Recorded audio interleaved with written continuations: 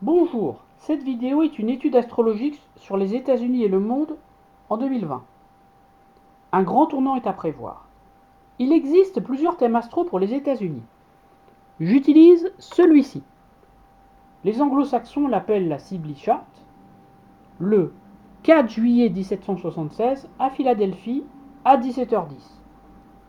Je considère ce thème astral comme très efficace car le 11 septembre 2001, Pluton en transit se trouvait exactement conjoint à l'ascendant natal des États-Unis, ce qui montre qu'un événement radical touchait les États-Unis à cet instant précis. Quelques notions pour comprendre le thème astral des États-Unis. On note une carence en signe de terre. Aucun astre du septénaire ne se trouve en signe de terre. Aucun astre du septénaire en Capricorne, Pluton n'est pas un astre du septénaire, aucun astre du septénaire en Taureau, aucun astre du septénaire en Vierge. Neptune n'est pas un astre du septénaire. Cette carence en signe de terre montre un matérialisme excessif. Le soleil est en cancer. Le soleil en cancer favorise le nationalisme, l'amour de la patrie, l'amour des pères fondateurs. En maison 7, le soleil montre que les États-Unis veulent imposer leur modèle de société aux autres. Mars, le significateur général de la guerre, se trouve en Gémeaux. Les États-Unis provoquent plusieurs guerres en maison 7 chez les autres. Et parfois pour des motifs nébuleux. Mars est au carré de Neptune en maison 9. Et au niveau historique, les États-Unis sont le pays qui a passé le plus de temps en guerre. Saturne se trouve ici en balance maison 10. Saturne montre les limites, mais aussi l'ambition à long terme. Saturne situé en maison 10, la maison 10 étant la maison du gouvernement de la nation, montre que les États-Unis veulent être le gendarme du monde, et ce de manière exagérée, car Saturne est en balance, donc exalté, une planète exaltée a tendance à trop en faire. On a un carré entre Saturne 14 balance et le Soleil 13 cancer.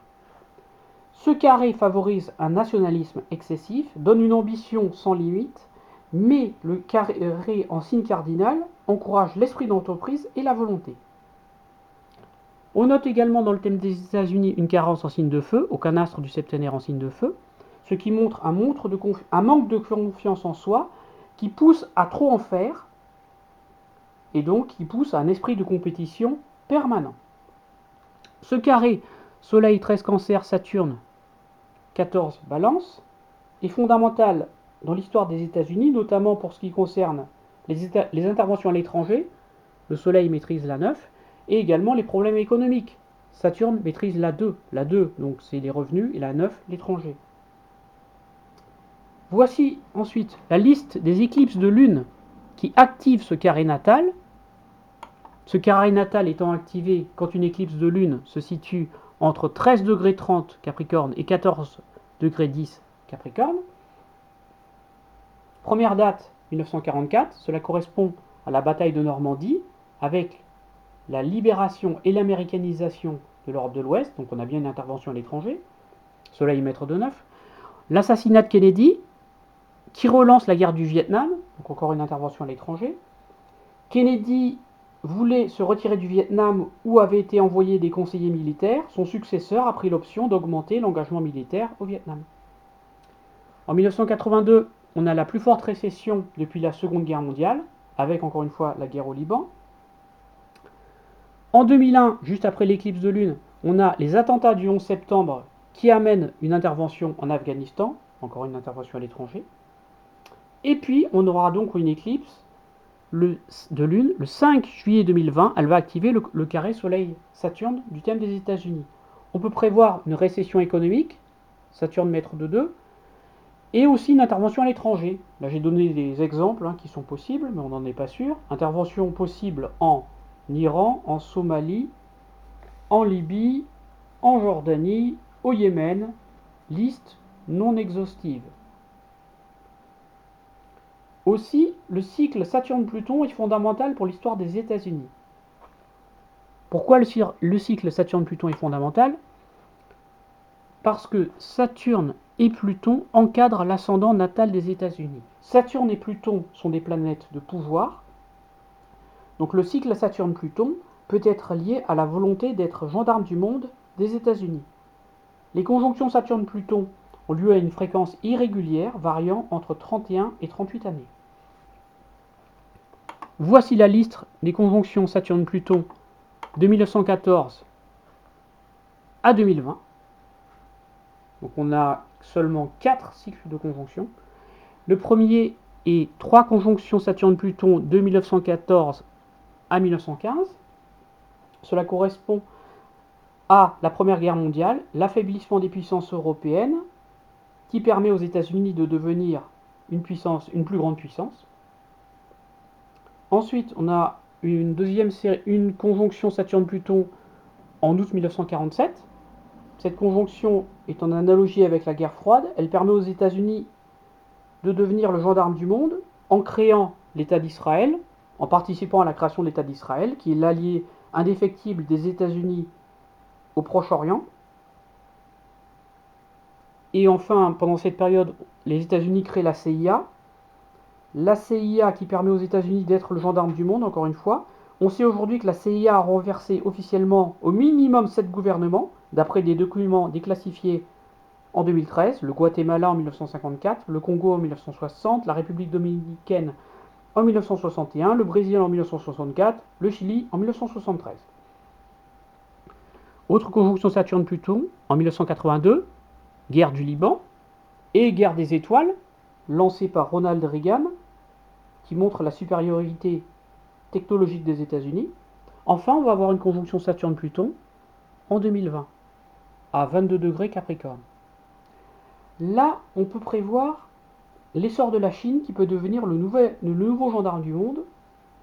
Pourquoi? Et de l'Inde également, parce que l'Inde est née en 1947. Alors pourquoi la Chine peut devenir le nouveau gendarme du monde? La conjonction Saturne-Pluton de 2020, donc le 12 janvier 2020, a lieu à 22 degrés Capricorne. On regarde le thème de la Chine. Thème de la République populaire de Chine, 1er octobre 1949, Pékin à 15h15. Dans ce thème, la conjonction Saturne-Pluton a lieu à 22 degrés Capricorne. Ici, 22 degrés Capricorne, c'est exactement conjointe au Jupiter natal de la République populaire de Chine. Jupiter étant le significateur général de la loi, il permet la croissance. Donc la croissance économique de la Chine risque de se poursuivre.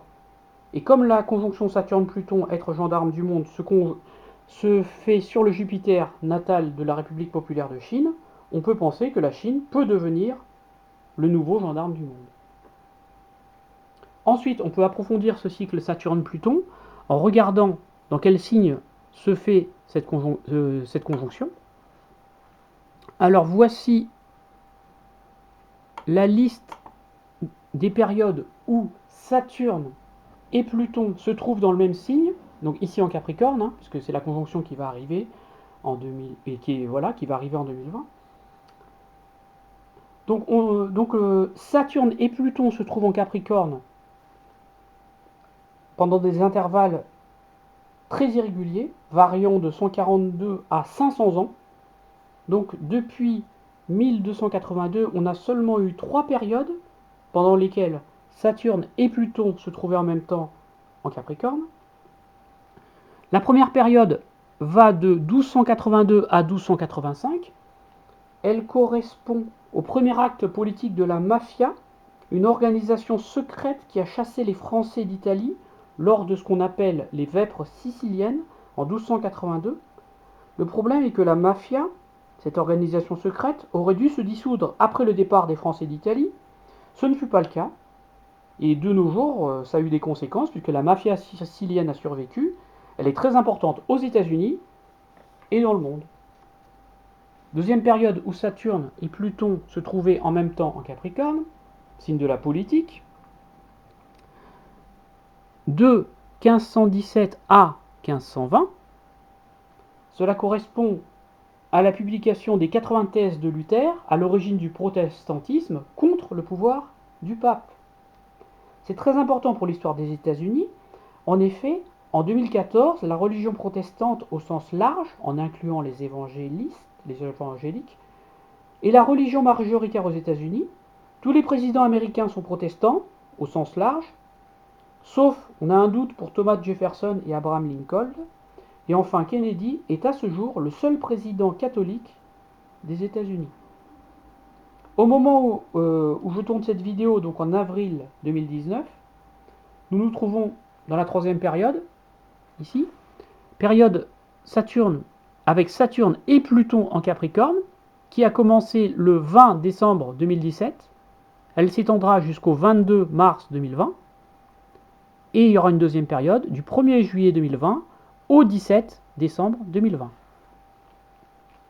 Le Capricorne étant le signe de la politique, on peut prévoir une nouvelle manière de faire de la politique, un changement politique majeur aux États-Unis, mais également probablement une mutation du capitalisme. Aussi, on a vu que quand Saturne et Pluton sont ensemble en Capricorne, on a des changements importants en Italie. On a eu les vêpres siciliennes en 1282.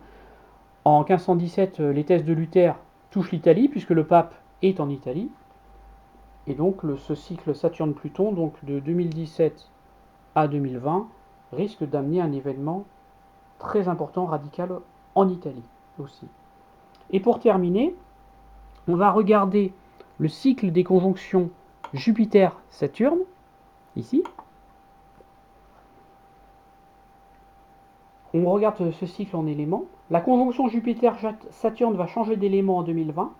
Ce cycle est utilisé en astrologie mondiale depuis l'Antiquité. Il marque le déroulement de la vie politique, sociale et économique. Nous sommes au moment où je fais la vidéo, donc en avril 2019, ici, dans un cycle Jupiter-Saturne de Terre. Ce cycle va du 28 mai 2020 au 21 décembre 2020, mais c'est la fin d'un cycle de Terre qui est commencé ici depuis 1802, depuis le 17 juillet 1802.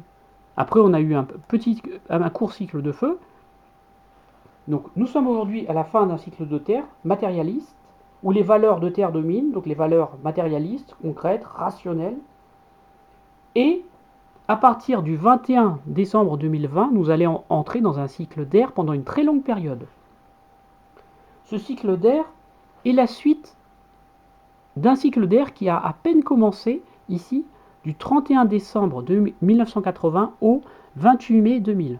Et c'est pendant ce cycle d'air, par exemple, que le communisme est tombé en Europe de l'Est. Donc, ce nouveau cycle d'air qui va commencer à partir du 21 décembre 2020 jusqu'en 2159 risque d'être compliqué pour les États-Unis, car ils ont un soleil en cancer, eau, et l'eau ne s'entend pas très bien avec l'air. Que prévoir? L'air est en analogie avec la communication, les échanges, les déplacements, la conquête de l'espace. Ces valeurs vont dominer. Et on peut penser donc que la Chine sera favorisée, puisque la Chine est née avec un soleil en air. Mais la France aussi. La France ne risque de ne pas rester en reste, puisque la France, dans son thème astral, a également un soleil en air. Je vous remercie de votre écoute. Donc nous sommes à un moment où le cycle de Terre matérialiste se termine. Et le cycle d'air va commencer à partir du 21 décembre 2020, mais il sera surtout effectif, bien évidemment, comme c'est la fin du mois de décembre 2020, à partir de 2021. Merci beaucoup de votre écoute, à bientôt, au revoir.